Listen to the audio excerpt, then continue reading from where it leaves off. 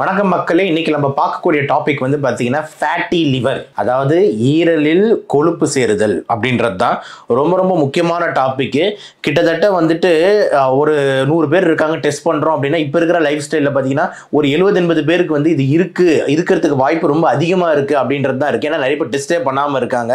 So இந்த காணொலியில் வந்து பார்த்தீங்கன்னா ஃபேட்டி லிவர்லாம் என்ன, அதுக்கான காரணங்கள் என்ன, எப்படி அதை தடுத்து கொள்ளலாம், இதை ட்ரீட் பண்ணாமல் விட்டால் என்ன ஆகும், விளைவுகள் என்ன அப்படின்ட்டு பல்வேறு கோணத்தில் விலாவாரியாக அலசுவோம். வாங்க வீடியோவில் செல்லலாம் ஃபேட்டி லிவரை பற்றி.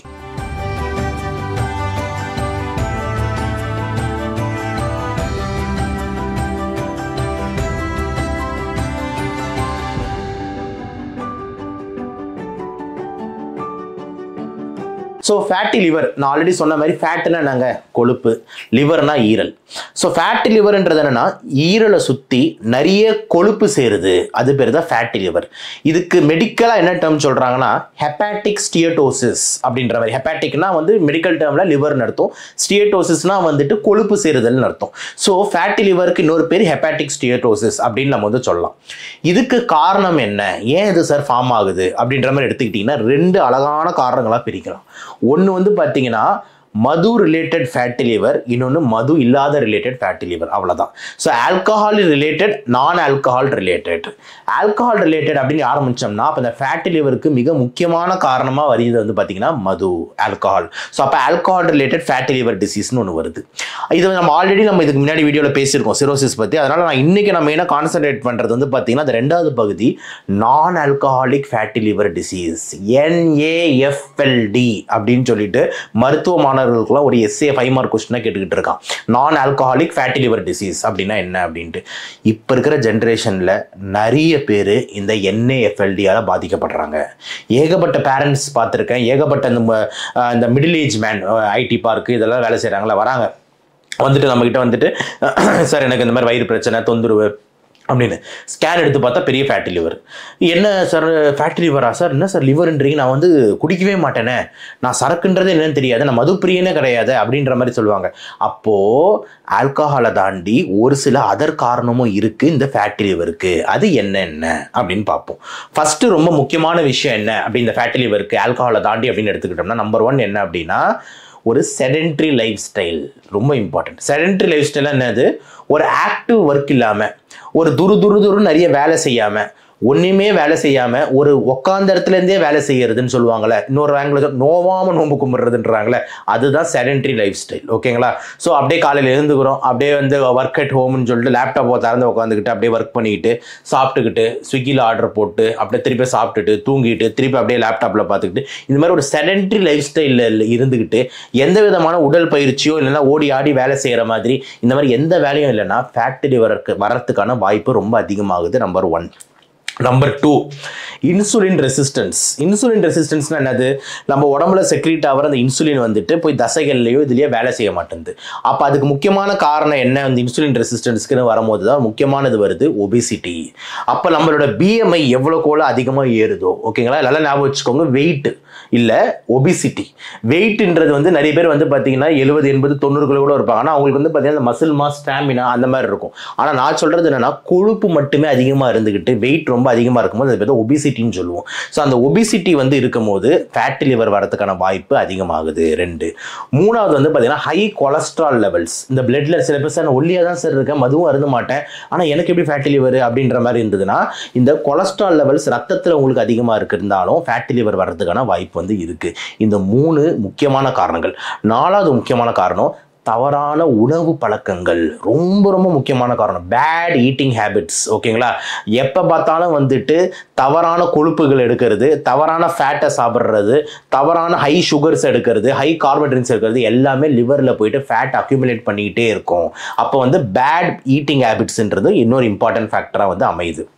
அதை தாண்டி ஒரு சில காசஸ், ரேர் காசஸ் இருக்குது. எக்ஸாம்பிள், ஒரு சில மாத்திரைங்களோட சைட் எஃபெக்டில் ஃபேட்டி லிவர் வரலாம், இதெல்லாம் இருக்குது. ஆனால் ப்ரைமரியாக இந்த 4 காரணத்தை நீங்கள் இந்த ஃபேட்டி லிவருக்கு வச்சே ஆகணும். என்னது, வேலையே செய்யாமல் செடென்ட்ரி லைஃப் ஸ்டைல், ரொம்ப வெயிட்டாக இருக்கிற அந்த ஒபிசிட்டி, ஹை கொலஸ்ட்ரால் லெவல்ஸ், அதே மாதிரி பேட் ஈட்டிங் ஹேபிட்ஸ், இந்த 4மே ரொம்ப ரொம்ப ரொம்ப முக்கியமான பார்ட்டாக இந்த ஃபேட்டி லிவர் ஃபார்மேஷனுக்கு வந்து இருக்குது, சரக்கை தாண்டி அப்படின்னு எடுத்துக்கலாம். ரைட், என்னென்ன அறிகுறிகள் சார் இருக்கும் எனக்கு ஃபேட்டி லிவர்னா என்ன அறிகுறிக்கும்? ஞாபகம் வச்சுக்கோங்க, முக்கால்வாசி டைமு அறிகுறியே தெரியாது. இது ரொம்ப முக்கியம். அறிகுறின்றதே இருக்காது. அவங்க அது எதாச்சியாக வேறு ஏதாவது செக்அப் பண்ண போயிருப்பான், இல்லை மாஸ்டர் செக்அப் ஏதோ போயிருப்பான். அந்த டைமில் சொல்லுவாங்க, சார் உங்களுக்கு கிரேடு 2 ஃபேட்டி லிவர் இருக்குது, கிரேடு 3 ஃபேட்டி லிவர் இருக்குது அப்படின்ற மாதிரி ஆரம்பிப்பாங்க. ஸோ காரணங்கள் வந்து நம்மளுக்கு அறிகுறின்றது இருக்காது. ஆனால் ஒரு சில பேருக்கு ஒரு சில அறிகுறிகள் தெரியும். அதனால் நம்ம தட்டி கழிக்கிற அறிகுறிகளாக இருக்கும். என்னன்னா, இப்போ எனக்கு வந்து சாப்பிட்டோன்னு உபசமாயிடுது சார், சார் எனக்கு யாப்பம் ரொம்ப அதிகமாக வந்துட்டு இருக்கு, வயிறுலாம் ஒரு மாதிரி எப்பவுமே பெருசாக கல் மாதிரி இருக்கு, ஒரு மாதிரி வந்துட்டு டயர்டாகவே இருக்கு, ஃபட்டிகாக இருக்கேன், ஒரு செரிமானம் சரி இருக்க மாட்டேங்குது, இந்த மாதிரிலாம் வந்து வேகான ஒரு சிம்டம்ஸ் வந்து காமிச்சிக்கிட்டு இருக்குமே தவிர ஒரு கிளாசிக்கல் லிவரோட சிம்டம்ஸ் வராது. ஏன் அப்படின்னா, இது ஃபேட்டி லிவர்ன்றது ஒரு நோய் கிடையாது. நோய் வரத்துக்கான முக்கியமான ஒரு கேட்வே, அப்படின்னா முக்கியமான நுழைவு வாய்வு அப்படின்னு எடுத்துக்கலாம். ஃபேட்டி லிவருக்கு அப்புறம் தான் அடுத்தடுத்து நம்ம லிவர் அவுட் ஆகும். அப்போது ஃபேட்டி லிவர்ன்றது ஒரு starting stage of a liver டிசீஸ்ன்றதை யாரும் மறந்துடக்கூடாது. அப்போ அறிகுறிகள் இதில் பெருசாக தேடாதீங்க. நீங்கள் இந்த மாதிரி லைஃப் ஸ்டைலில் இருந்தீங்கன்னா அல்ட்ராசவுண்ட் எடுத்து பார்த்தாலே உங்களுக்கு வந்து தெரிய வரும். அப்போது அறிகுறிகளை தாண்டி முக்கியமான எப்படி இதை கண்டுபிடிக்கிறது அப்படின்ற மாதிரி இருந்ததுன்னா, கண்டிப்பாக நீங்கள் ஒரு மது பிரியராக இருந்தாலும், இல்லைன்னா நான் சொன்ன மாதிரி நீங்கள் வந்து இந்த மாதிரி வேலையே பெருசாக ஆக்டிவிட்டி இல்லாமல் நல்லா வெயிட் போட்டுக்கிட்டு இந்த மாதிரிலாம் ஒரு ஆள் இருந்தாலும் தவறாமல் போயிட்டு ஒரு அல்ட்ராசவுண்ட் அப்டமன் எடுத்து பாருங்கள். அல்ட்ராசவுண்ட் அப்டமன் அதுதான் இதுக்கு இன்வெஸ்டிகேஷன் ஆஃப் சாய்ஸ். அல்ட்ராசவுண்ட் அப்டமன்லேயே உங்களுக்கு டக்குன்னு பார்த்து ஒரே செகண்டில் இந்த ப்ரோபை வந்து வச்ச உடனே சொல்லிடுவாங்க, சார் உங்கள் லிவரை சுற்றி நிறைய கொழுப்பு சேர்ந்துருக்கு சார், ஃபேட்டி லிவர் இருக்குது. அதில் பல கிரேட் இருக்குது, கிரேட் 1, கிரேட் 2, கிரேட் 3 அப்படின்ற மாதிரி. நீங்கள் எந்த கிரேடில் இருக்கீங்க அப்படின்ற மாதிரி வந்து டாக்டர் வந்து அந்த அல்ட்ராசவுண்ட் ஸ்கேன் எடுக்கிற டாக்டர் உங்களுக்கு சொல்லிடுவார். அப்போ ஒரு சிம்பிள் அல்ட்ராசவுண்ட் அப்டமன் மூலியமாவே உங்களுக்கு ஃபேட்டி லிவர் இருக்கா இல்லையான்னு தெரிஞ்சிடும். வேற ஏதோ எக்ஸ்பென்சிவ் டெஸ்ட் நீங்க பண்ண வேண்டிய அவசியம் இல்லை. அல்ட்ராசவுண்ட் அப்டமன் எனக்கு தெரிஞ்சு 400 500 வந்து பண்றாங்க. ஒரு சில சென்டர்ல வந்து 700 800 ஆகும். ஸோ இந்த மாதிரி வந்துட்டு நம்மளுக்கு வந்து இன்வெஸ்டிகேஷன்ல இருக்கு. சரி சார், இதுக்கு ட்ரீட்மெண்ட் என்ன? மாத்திரை மருந்துகளை ரொம்ப நம்ப வேண்டாம். இதுதான் ரொம்ப இம்பார்ட்டன்ட். ஸோ டாக்டராகவே நான் என்ன சொல்கிறேன், அப்போ மெயின் ட்ரீட்மெண்ட் என்ன ஃபேட்டி லிவருக்குன்னா லைஃப் ஸ்டைல் சேஞ்ச். அதுதான் ரொம்ப ரொம்ப முக்கியமான வந்து ஒரு ட்ரீட்மெண்ட்டாக வந்து அமையுது. அப்போ லைஃப் ஸ்டைல் சேஞ்ச் அப்படின்னும் போது நம்ம சைடில் இருந்துட்டு இந்த செடென்ட்ரி லைஃப் ஸ்டைலை வந்து நம்ம வந்து தவிர்த்துட்டு எக்ஸசைஸை இன்க்ரீஸ் பண்ணணும். இப்போ எக்ஸாம்பிள் வந்து நீங்கள் வந்து அப்படியே உட்காந்துட்டு இருக்கிறால் டெய்லி வந்து இப்போ வந்து 2-3 கிலோமீட்டர் வந்து நடக்கிறீங்க, அப்புறம் ஓட்டுறீங்க, அப்புறம் 4-5 கிலோ என்டூரன்ஸ் பண்ணிங்கன்னா ஃபேட்டி லிவர் கரகரன்னு கரைஞ்சி நார்மல் லிவருக்கு வந்துடும். எந்த டவுட்டும் கிடையாது. ஒபிசிட்டி இருந்தால் அதை ரிவர்ஸ் பண்ணுங்கள். இப்போ 120 கிலோ இருக்கா சார், 130 கிலோ இருக்கா சார்னா நீங்கள் 70 கிலோக்கு வந்தீங்கன்னா இந்த ஃபேட்டி லிவர் காணா போயிடும். வெயிட் லாஸ் பண்ணாலே ஃபேட்டி லிவர் காணா போயிடுது. மூணாவது டயட்ரியும் வந்து பார்த்தீங்கன்னா ஃபைபர் கண்டெய்னிங் ஃபுட்ஸ் அதிகமாக சாப்பிட்றீங்க. ஸோ நிறைய நார் சத்து போட்டு எக்ஸாம்பிள் வாழைத்தண்டு, கீரை இந்த மாதிரிலாம் அதிகம் சாப்பிட்டு எதை அவாய்ட் பண்ணணும் அப்படின்னு இருக்கும்போது இந்த சுகர் மற்றும் சேச்சுரேட்டட் ஃபேட்ஸ்ன்னு சொல்லக்கூடிய இப்போ எக்ஸாம்பிள் கோலா இந்த மாதிரி கம்பெனில சுகர் ட்ரிங்க்ஸு இதெல்லாம் நம்ம அவாய்ட் பண்ணிக்கிறது. அதுக்கப்புறம் இந்த ஃப்ரைடு சிக்கனு, கிரில்டு, பீஸா, பர்கரு, ஐஸ்கிரீமு, கேக்கு இந்த மாதிரி ஐட்டத்தை எல்லாத்தையும் விட்டுட்டு நார் சத்துள்ள பொருட்கள், ஓகேங்களா, நவதானியங்கள், அதே மாதிரி நம்மளோட இது கீரை வகைகள், தண்டு வகைகள், இந்த மாதிரி வகைகள் அதிகமாக சேர்த்து நிறைய தண்ணி குடிச்சுக்கிட்டு நல்லா ஓடிக்கிட்டு இருந்தோம்னா ஃபேட்டி லிவர் கடன்னு கரையிறது உறுதி. அப்போது இதுதான் உங்களோட மெயின் ட்ரீட்மெண்ட்டாக இருக்கணுமே தவிர ஃபேட்டி லிவருக்காக நான் இந்த மருத்துவர்கிட்ட போய் மாத்திரை 10 வருஷமாக சாப்பிட்டுக்கிட்டு இருக்கேன், இந்த ஆயுர்வேதிக் டாக்டர்கிட்ட போய் மூலிகை அரைச்சி குடிச்சிக்கிட்டு இருக்கேன், இதெல்லாம் நீங்கள் நம்புறது வந்து தவறான கருத்தாக போயிட்டு முடியும். அதனால் வந்து முக்கியமாக வந்து நான் சொல்கிற இந்த லைஃப் ஸ்டைல் சேஞ்சுக்கு இம்பார்ட்டன்ட் கொடுங்க. ரைட், என்ன சார் ஆக போகுது? எந்த அறிகுறியும் இல்லை, ஒன்றும் ஆக போகிறது இல்லை, அப்புறம் எதுக்கு நீங்கள் வந்து சும்மா ஃபேட்டி லிவருக்கு இதெல்லாம் ப்ரிவெண்ட் பண்ணுங்கன்னு சொல்கிறீங்க? இந்த ஃபேட்டி லிவர் நான் சொன்ன மாதிரி ஒரு நுழைவு வாய்வு. எப்படி நரகத்துக்கு வே டு ஹெல்ன்னு சொல்கிறாங்கன்னா நரகத்தோட நுழைவு வாய்வு இது அப்படின்றாங்களே, அந்த மாதிரி இது சொர்க்கவாசல் இல்லை, நரகவாசல். புரியுதா நான் சொல்கிறது? அப்போ இந்த நரகத்துக்கு நுழைவாய்வு வந்து இந்த ஃபேட்டி லிவர். அப்போ அந்த ஃபேட்டி லிவரை நுழைவாய்வை நம்ம மூடணும்னா லிவர் பாதுகாக்கப்படும். இல்லைனா லிவருக்கு என்னென்ன டேமேஜ் ஏற்படும்னா அந்த ஃபேட்டி லிவரை ட்ரீட் பண்ணாமல் விட்டோம்னா சொல்கிறேன், குறித்து வச்சுக்கோங்க. Number 1 liver cirrhosis. நம்ம நடிகர் அபிநய் சார் கேஸ் கூட பேசியிருந்தோம். லிவர் ஃபுல்லாக சுருங்கி போயிருக்கு அப்படின்ற மாதிரி அவருக்கு வந்து சொல்லியிருந்தாங்க. ஸோ அந்த லிவர் சிரோசிஸ் அப்படின்றது ரொம்ப இம்பார்ட்டன்ட்டு.